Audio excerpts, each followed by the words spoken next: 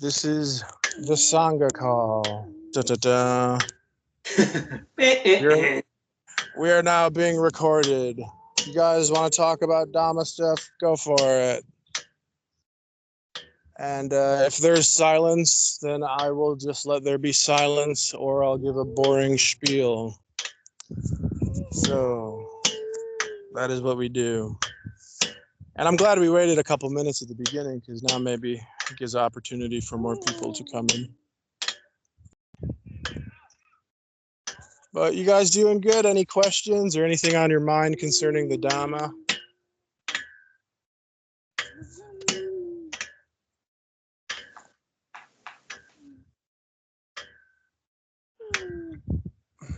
No. I mean, when you talk about, I'd like your take on, the differentiation between caring about and caring for. And my feeling is that both sort of imply that notion that there is something fixed that cares about something else that's fixed. So the word caring, when Dhammarato often says you just have to stop caring, I get that. And I also remember how Michael linked caring to clinging, where he said like what it really means is clinging. But just sort of if you do at all see a differentiation between caring for and caring about, or if it's the same thing with reference to a so-called self. Well, does anybody else want to answer that before I give it a go?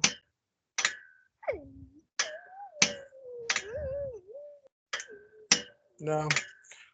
So the difference between caring for and caring about something, it's all semantics, but I think what you're really trying to get at is best articulated in a story I can recall from Ajahn Chah, where he said one day he was walking about the Wat and he found a kuti, somebody's little hut that was in shambles, and the roof was caving in.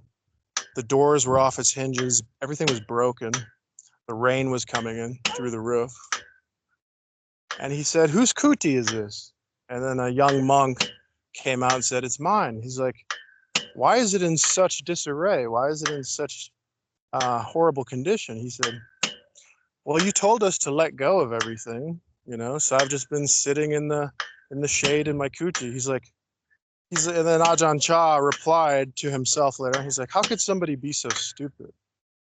Letting go does not mean just letting your body and everything rot away. There's a balance, there's a middle way." So whether you call it caring for or caring about, the bottom line is we all have our lots in life. Take care of whatever responsibilities is yours to take care of the best you can. And live in a balanced, simple way. You don't have to overthink it, That's why there is a Pali Canon. The Pali Canon is for a whole bunch of overthinkers who don't know what goodness is and don't know what it means to relax. It's simplicity. It's simple stuff, easy. But a lot of people, they can't handle that. They want complicated. That's what they were raised on, with these bad habits of everything's a race to run. Everything's a mountain to climb. Everything's goddamn complicated. You could barely understand it. So there's a guy like the Buddha who talks about the Dhamma, the truth of nature, the truth of reality. And then a whole bunch of people who don't understand reality, they turn his teaching into a religion, into rites and rituals and difficulties to understand. And there you have it, Some people saw the Buddha in person and he didn't say a word to them. Like that flower sutta, he just handed the guy a flower and then just chilled and stayed silent. And for us, we think we're good because we have the Pali Canon. Oh, there's so much stuff to look at. But for some people, they didn't know what a Pali Canon was. They just met the Buddha and he didn't even speak to them. He just handed them a precious gift of nature and showed some sukha and showed some metta and sila and was very calm and peaceful and had a relaxed mind. But we can't grasp that, so we create things like the Pali Canon and a whole bunch of other bullshit.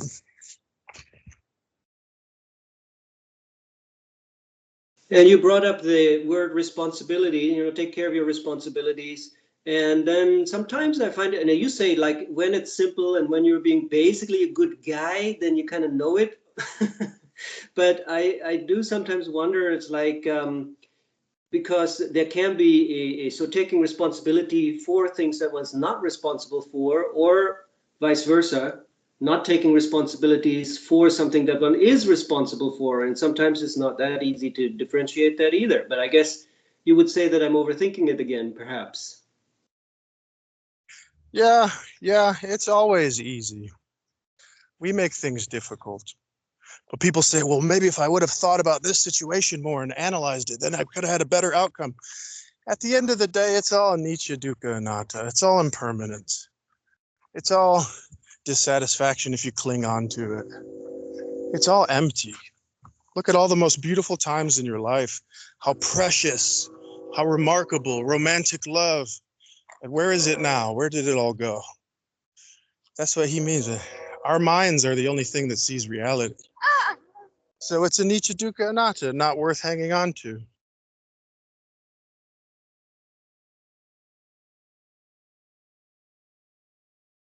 And then if it's not too personal, you're at peace with that. In a way, yes. It's not a matter of telling myself, am I at peace with it? Am I not at peace with it? It is what it is. I can't change anything. I can't change this wandering mind that goes ups and downs in emotions like a wild dog. I can't change it. The best I could do is to realize its nature and see it for what it is. Something that just is the way it is. It's neither good nor bad, nor evil, nor liking nor disliking. It's just nature. I don't take it seriously or personally. So in that regard, in that sense, yeah, I'm free from this, Because what can harm me? I have no issues with reality. Do I want to get sick? Do I want to die? Do I want my children to be sick and die and get old? No. But what can I do? That's the way life is. The best I could do is just see reality for what it is. That's panya, wisdom,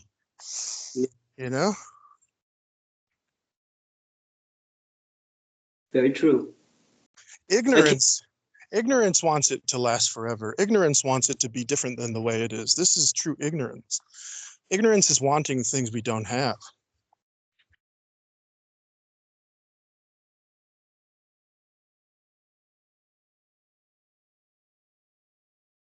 Yeah, that is definitely thought terminating, I would say. Yeah. Thoughts are natural. Like Dhammarato has been saying recently, dukkha will always come, but it's baby dukkha. It's baby weeds in our garden. We've already done the work. We've already gardened. Now we just sit back, and when a weed pops up, we just remember to take a look and change it and pluck it out. Yeah.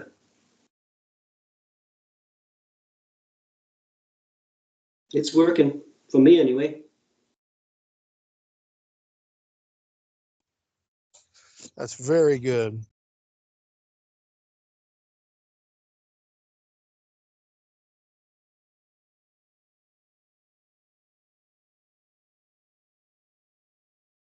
Especially in conjunction with the breath. The weeding, I mean, when you're talking about the weeding, you got to take the weed out. I think the breath is an amazing ally with that. It could even be the scythe that one uses to cut the weed off, Yes. The breath is the doorway to what is. It's just this right here. Right now, it's just this. All the thoughts, all the dukkha, everything is the Dhamma. Can we be okay with that is the question. And that's what the breath reminds us. It's the doorway to right now, away from our wandering attachments. What a gift. Yes, indeed.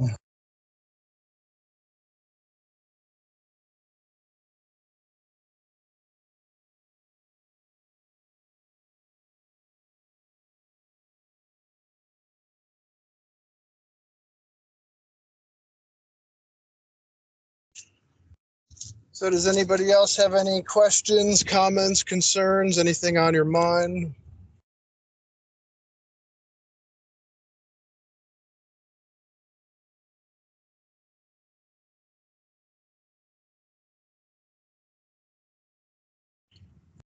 Come on now, don't be shy.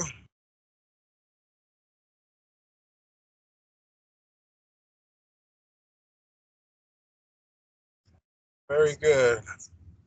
Then we're all enlightened masters, okay? Well, it was good talking with you all, and I'm going to have to make this call a bit shorter than my other ones. But much peace and love, and thank you for joining.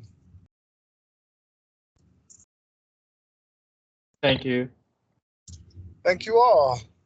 Bye. I love you all. Goodbye.